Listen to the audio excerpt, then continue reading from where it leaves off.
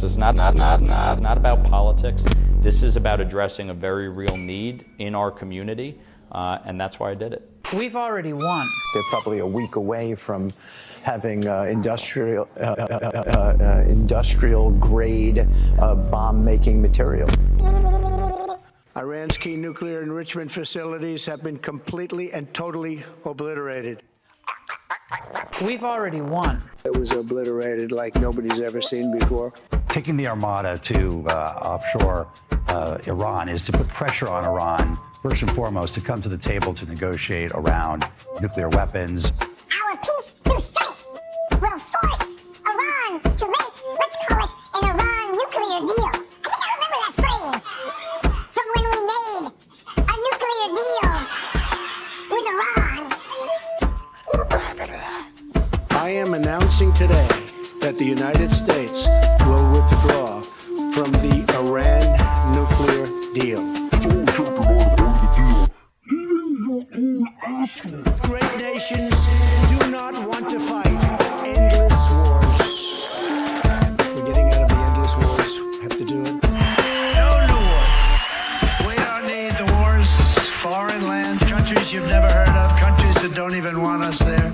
We will keep America out of foolish, stupid, ridiculous foreign wars. The plan is to get out of endless wars, to bring our soldiers back home, to not be policing agents all over the world. We were crazy what we did. We had these endless wars that go on for 21, 22 years, spending billions and billions of dollars.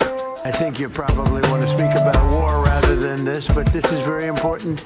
This is very important, and we're doing very well on the war front, to put it mildly. I have to go back and look at the war. We're not at war right now. This is war, and we're taking out the threat. I don't concede this is war. We haven't declared war. They declared war on us, but we haven't. War. Secretary Hickson. We haven't declared. Just now you said this is war. They called it war. They called it war. What I was saying is, okay, well that was a misspoke. I have to go back and look at the war. This decision to launch this operation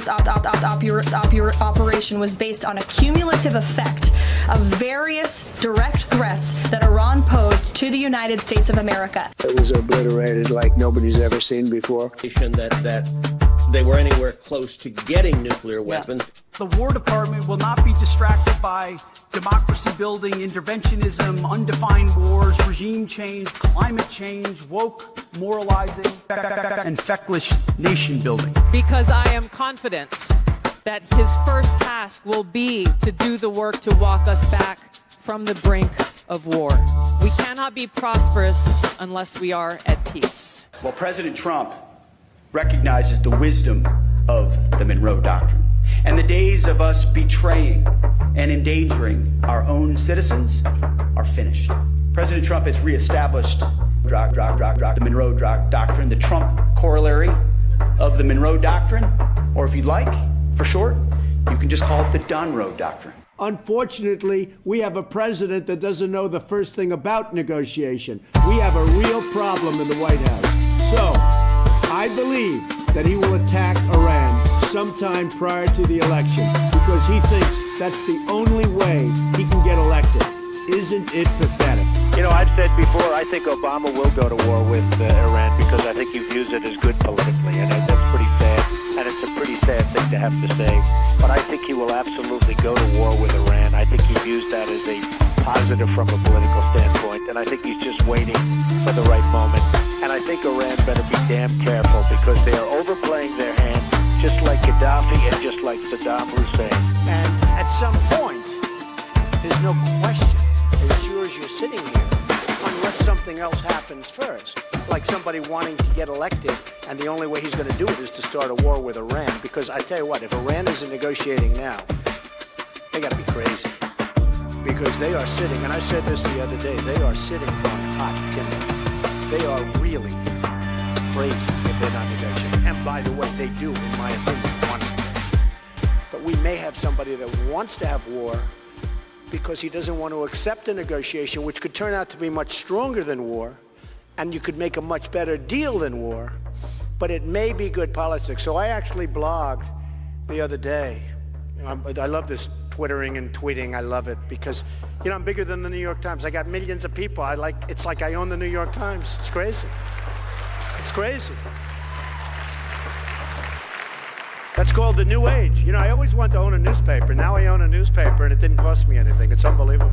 So I did say, though, that I predict there's a very good chance that we'll end up in a war with Iran, because I think it's politically possibly a positive for Obama, even though it's not a good thing for our country. We don't want to see wars. I don't want to see wars. I was in no wars other than we finished a war with ISIS, and we completed it, 100% complete. But I don't want to see wars. I think it's so horrible, so unnecessary, so costly in terms of lives and money in that order, and destroying these countries. You know, you're destroying culture. When you look at Ukraine, that would have never happened if I were president. You look at the October 7th attack on Israel, it would have never happened. I will tell you, you're not going to have a war with me, and you're not going to have a third world war with me. That I can tell you. But it just seems so insane based on what he ran on. I mean, this is why a lot of people feel betrayed, right? He ran on no more wars and these stupid, senseless wars, and then we have one that we can't even really clearly define why we did it. Well, but he said he's against endless wars. Well, they're against all, endless wars. listen, man, they're all endless. Did you ever hear Rumsfeld talk about Iraq when it first happened? Tell me. They were talking about like 6 weeks. 6 weeks. Oh, yeah. 6 weeks. It could end in 2 or 3 days, said the president. It could last 2 or 3 weeks. This operation could last 4 weeks or less. You could say 4 weeks, but it could be 6, it could be 8, it could be 3. It could be 9, it could be 6, 7. Isn't it pathetic?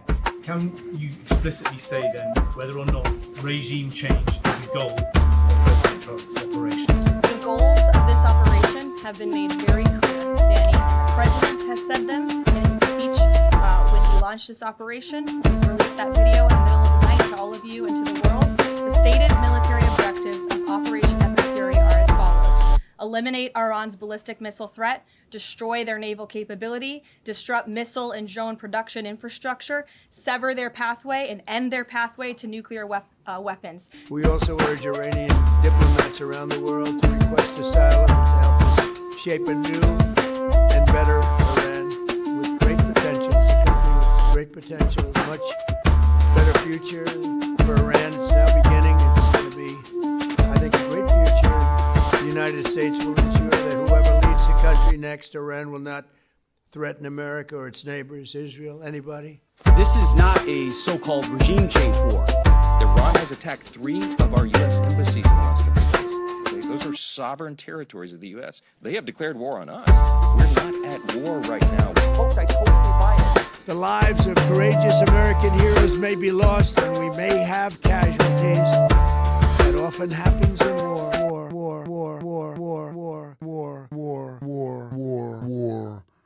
I think you'll see it's going to be a short-term excursion. President Donald Trump claims it will all be over quickly. He's vowing to fight on to an undisclosed endpoint without saying how long that could take. We could go further, and we're going to go further. Are you still talking about Jeffrey Epstein? This guy's been talked about for years. You're asking, we have Texas, we have this, we have all of the things. And are people still talking about this guy, this creep? That is unbelievable. It just seems like a desecration.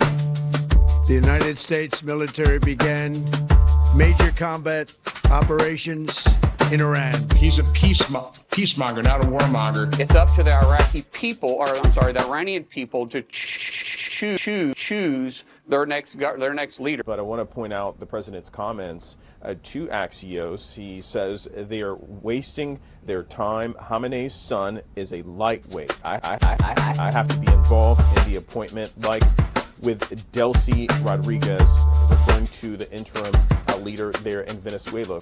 We may have casualties. That often happens in war. I don't know if this is technically a war. Strategic strikes are not war. Nobody should classify this as war. It is combat operations. We are at not war with not Iraq. How can I make this clearer? This is not about politics. This is about casualties. Some of you may die, but it's a sacrifice I am willing to make. We've already won. We will keep America out of foolish, stupid, ridiculous foreign wars. Trump Trump's saying today, wars can be fought forever. This is what we voted for. We've already won. In many ways, we've already won. There's no question that Iran clearly fits in that picture. We didn't start this war. We're not at war right now. Pathetic. But under President Trump, we are finishing it. Iran has been at war with the United States for 47 years. The Iranians have been at war with us since 1979. This didn't start on Saturday. My opinion that they were going to attack first. They were going to attack if we didn't do it. Feeling based on fact that Iran does pose an imminent indirect threat to the United States of America. The president feeling again based on fact that Iran was going to strike the United States, was going to strike our assets in the region. I have no indication that they were anywhere close to getting nuclear weapons. It was obliterated like nobody's ever seen before. I really don't think there's anything that gets America to support the war. Of course, we've seen Iraq and Afghanistan. We don't want yet. I'm not going to just do this with the majority, then leave. Don't ask me who's in charge, because I'll give you an answer and it'll be very controversial. What does that mean? Because we're in charge. We're not afraid of boots on the ground that we have to have. We had boots on the ground last night. And we're going to make sure that that country is run properly. Great nations do not want to fight endless wars. We're getting out of the endless wars. Have to do it. No new war. We don't need the wars. Foreign lands, countries you've never heard of, countries that don't even want us there. We will keep America out of foolish, stupid, ridiculous foreign wars. The plan is to get out of endless wars, to bring our soldiers back home, to not be policing agents all over the world. We were crazy what we did. We had these endless wars that go on for 21, 22 years, spending billions and billions of dollars. As American airstrikes hammer Iran, the White House remains unable to clearly explain why it decided to attack or how long the war will last. Ultimately, the operations will end when the commander-in-chief determines the military objectives have been met, fully realized, and that Iran is in a position of complete and unconditional surrender. We are not close there, as the President of the United States said yesterday. Bibi and Trump are the modern Roosevelt-Churchill combination. Bibi and President Trump are Roosevelt-Churchill. There will be no American boots on the ground. This is not Iraq. But America's interest is sometimes going to be distinct. Like sometimes we're going to have overlapping interests, and sometimes we're going to have distinct interests. And our interest, I think, very much is in not going to war with Iran. Right. It would be a huge distraction of resources. It would be massively expensive to our country. If I win, we will have peace in the world again. I guarantee we will have peace in the world again. A short time ago, the United States military began major combat operations in Iran. Ayatollah Khamenei is dead. This is what we voted for. No new war. We don't need the wars.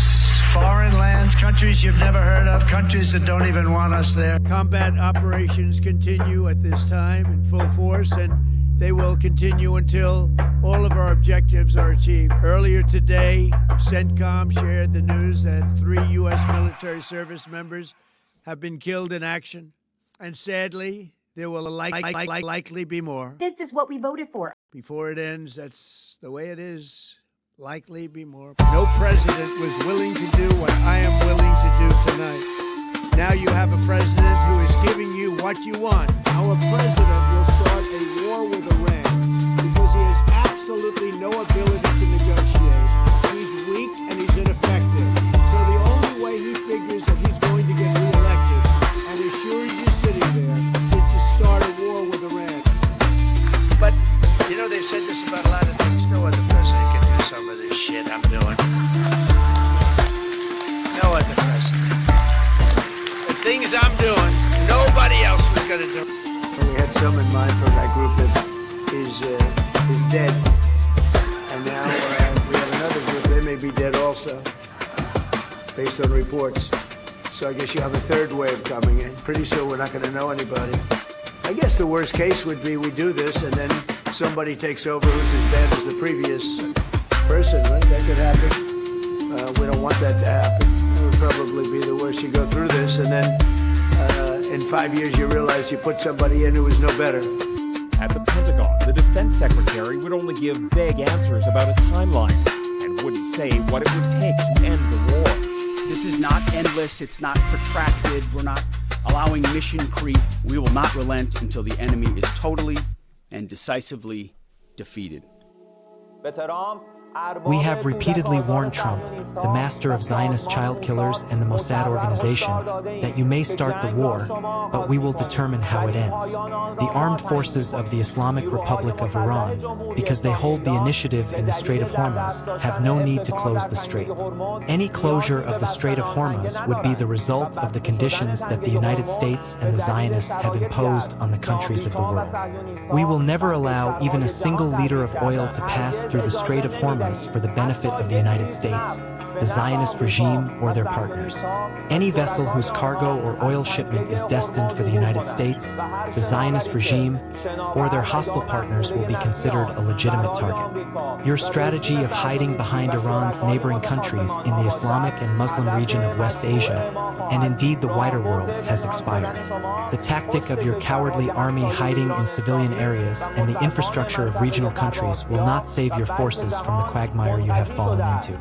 Your vital centers and bases will burn one after another in the fire that you yourselves ignited, and this will happen again and again.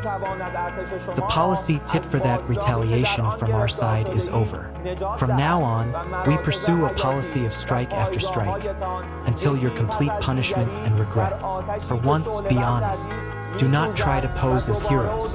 Admit your defeat. Throughout the history of the United States and since the very inception of the ill-fated Zionist regime, and acknowledge your wrongdoing and openly confess your mistake. You have repeatedly pointed to the presence of your naval forces in the region's waters.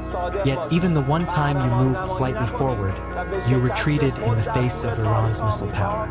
From the very first day of your aggression, we have been waiting for them, so that we may prove to you that your cowardly army is far smaller than you imagine. You will not be able to keep oil and energy prices artificially low through economic life support. As we have already warned, if the war spreads across the region, expect oil to reach $200 per barrel. Oil prices follow the level of security in the region, and the source of that insecurity is you. Our hands are full of stronger and more powerful blows. As we continue the previous enemy-crushing operations, we will avenge the pure blood of our martyred leader, our beloved nation, the innocent women and children, and the innocent angels of Minab who were killed. This war is very complete, quote, pretty much. Isn't it pathetic? Pathetic.